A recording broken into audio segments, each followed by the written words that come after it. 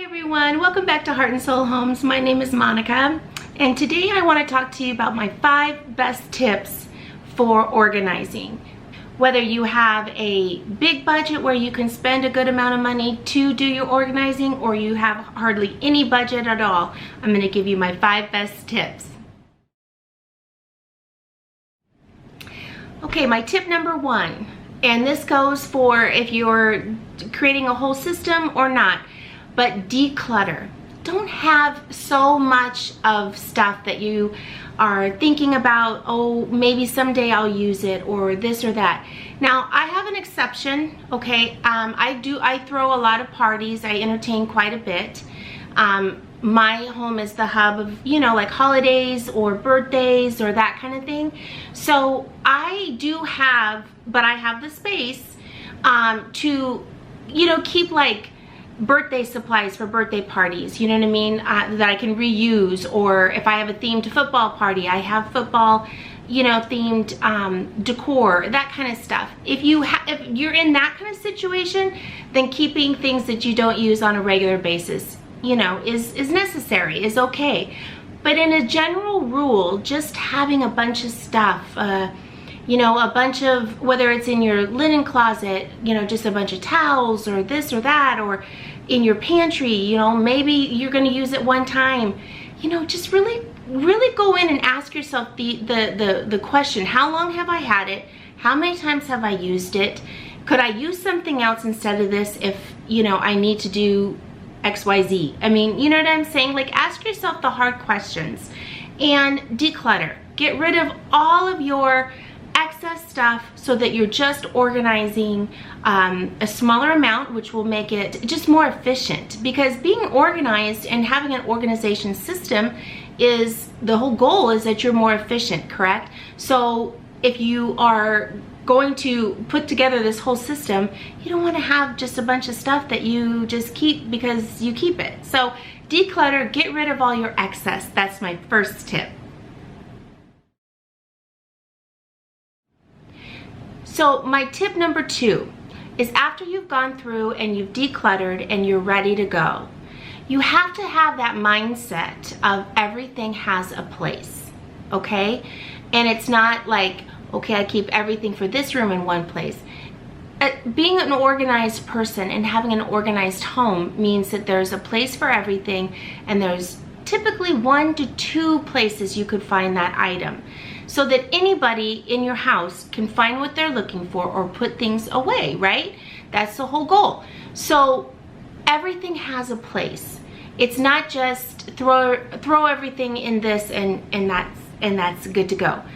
Everything has a place so that you can teach your kids, when they're putting their toys away. This is where these toys go, this is where this toy goes, Legos go in this Lego box, and that kind of thing. It just creates a much easier way of cleanup, keeping things clean and organized, and it just, when you have that mindset, it's sustainable. You can keep on track, you can continue doing this. It isn't just like you're cleaning an area, or you're organizing your pantry, or you're organizing your linen closet, or your toy area, or whatever, and then you do it one time and then it's done, it's gone, and it just becomes a disaster again. When you're in that mindset, you're always working and striving for that. So you're putting stuff away the places it goes, and your kids are putting it, your husband, your family members are putting things away where they go, and that keeps it on track and it keeps it maintained. And that's the biggest thing. When you're doing this and you're doing a project like this, you want to make sure you can maintain it, because you don't want to put all this effort into it and then you can't maintain it. My tip number 3, however you're going to organize, whatever you're going to spend, yes, you can go to the Container Store and you can get, a lot of very wonderful things. And if that's your deal, then that's wonderful, okay? But no matter what kind of budget you're going to use, okay, high end to low end, just keep your containers and your method, okay, of how you're doing something, your design, maybe let's put it that way, your design, consistent, okay? I think that It's efficient, you know, yeah, you've got bins, you know, but I think it's aesthetically pleasing to you. And a lot of these areas, it is you or your family members that see this. But I think it's important that you keep it consistent because just aesthetically, it's more pleasing. So say you're gonna go to the dollar store, and I know that especially in my area, the Dollar Tree or the dollar store, they have a lot of bins and a lot of organizing things, but they typically run out of white real quick, right? Everybody wants just white. So they're left with the bright blues or the bright greens or reds or that kind of thing, which if that's your color scheme and you want to use that, perfect. You know, you got it, and it's in bulk, okay? And you're getting, you know, bins for $1. So you could do, you know, a linen closet for 20 bucks. You know what I mean? It's very inexpensive. If you are somebody that wants white and you can't find it at the Dollar Tree, just get whatever color, get a can of spray paint and spray, you know, and paint it. It's very easy to do something like that. Or if you've got, you know, an excess of like I have a lot of bins that I pulled out of my laundry room, and they're green, and I got them at the Dollar Tree, and at the time I was like, I don't care, they're in the laundry room in the cabinets, you know, only I see them or whatever, it doesn't matter. But as I'm evolving and as I'm changing, I don't like it, you know, I don't want the green in there. So what I'm gonna do is, if we don't use them down in the basement, where my mom has more brighter colors and that kind of stuff, if we don't use them there, then I'm just gonna paint them. I'm just gonna paint them, and you know, we'll use them in different areas. And so it works, it's still working, it's not a problem. But you know, just keep those kind of things in mind. Don't get stuck on the color. If you don't like the color and you want your linen closet to be all gold, you know, bins, spray paint it gold. You know what I mean? It's an easy fix. So my other tip is, if you are like gonna do white, or you're gonna do, my personal preference is the clear acrylic bins, you know, bring in some warmth with that. Even if it's white or the clear, bring in some basket, some wicker basket, you know what I mean? Just to warm up a space. You know, a pantry is always really nice when you can use, you know, the baskets, white bins and the clear bins. You know, it just kind of, it just flows nicely. So if you can, and a lot of times I find a lot of my baskets at like TJ Maxx, Home Goods, I found some on OfferUp that were from the Container Store. That's awesome. I mean, if you can do that, or garage selling, or even if you go to like Goodwill, I mean, you can find things that people just don't want anymore. Use it that way. I mean, that's an awesome way, inexpensive. So just incorporate, you know, kind of a little bit of warmth, you know, because I think if something is pleasing to you, I know for myself, I may be the only one seeing this area, and that's okay. But if it's aesthetically pleasing to me, then I'm happy. I feel good when I open up that cabinet and I see, you know, the prettiness, or I walk into my pantry and it just feels good. It just makes you feel good. You know what I mean? And I think that's something that makes you want to maintain it. It makes you want to keep it nice. And that's important. Okay, my fourth tip. Label, label, label. Label everything, and however you do that. If you have a label maker, I think I have 3.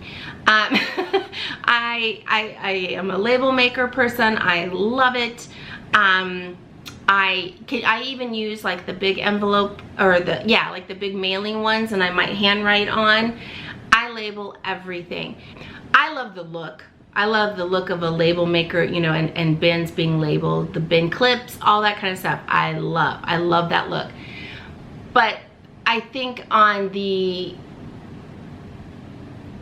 productivity part of organizing, it's important, because when something is labeled, it's easier for other people to put things back, and it's easier to maintain.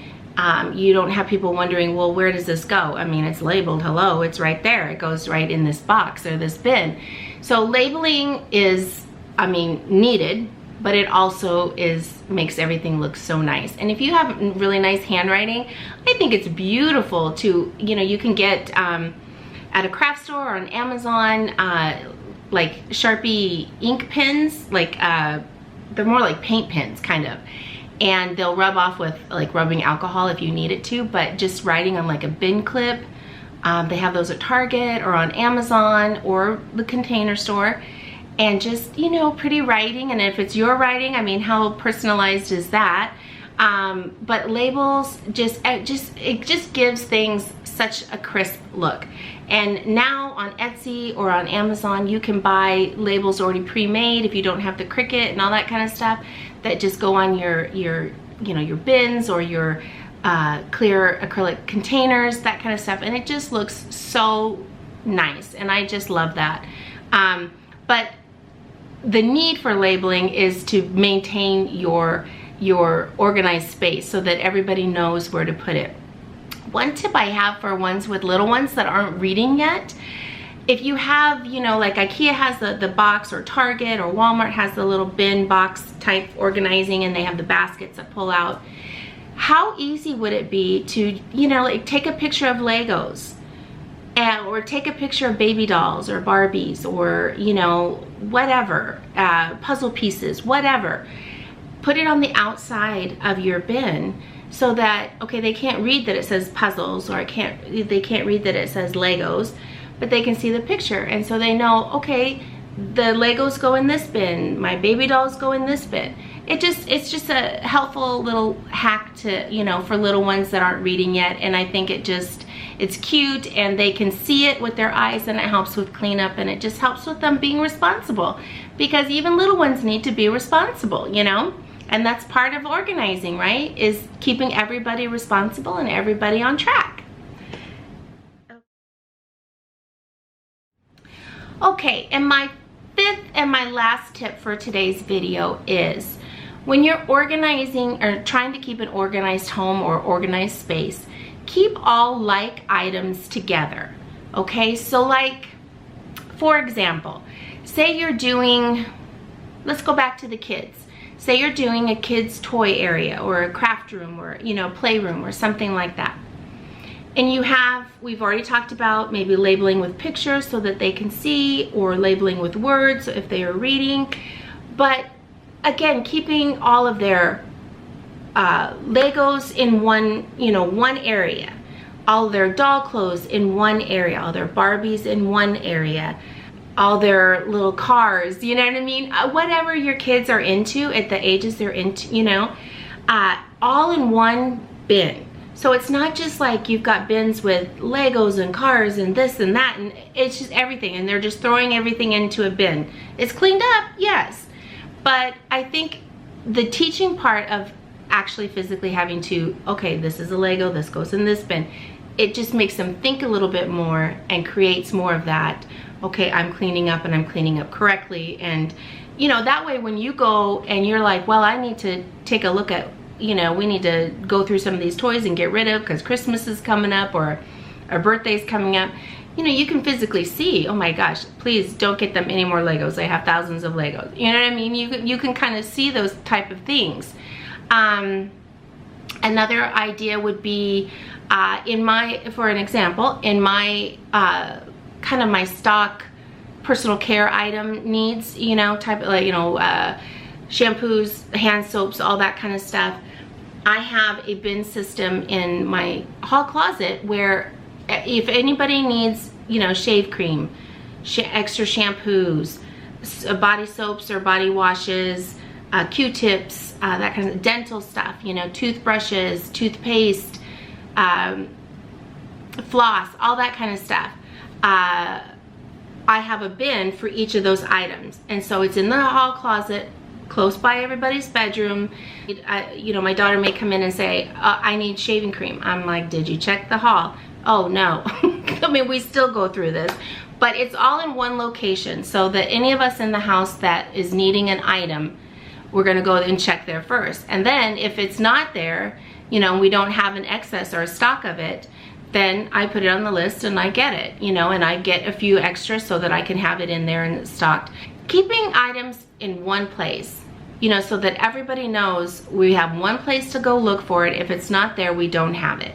Because what I used to find is, you know, we'd have some things in the kitchen, we'd have some things in the back of the house, we'd have the, you know, and it's like, well, did you look there? Well, did you look there? Well, did you look there?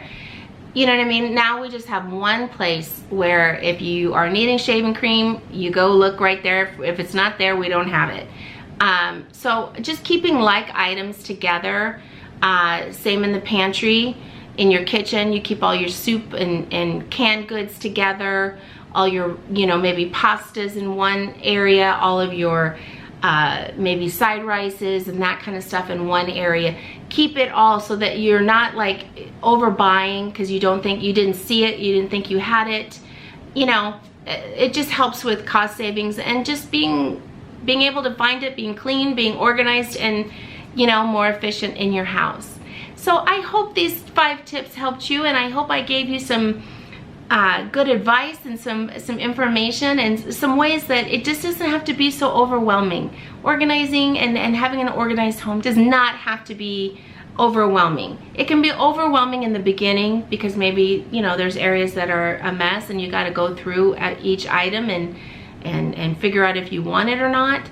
That can be a little bit overwhelming, but once you set it up, it's not an overwhelming thing. You just maintain it and it's easy. And sometimes things have to change.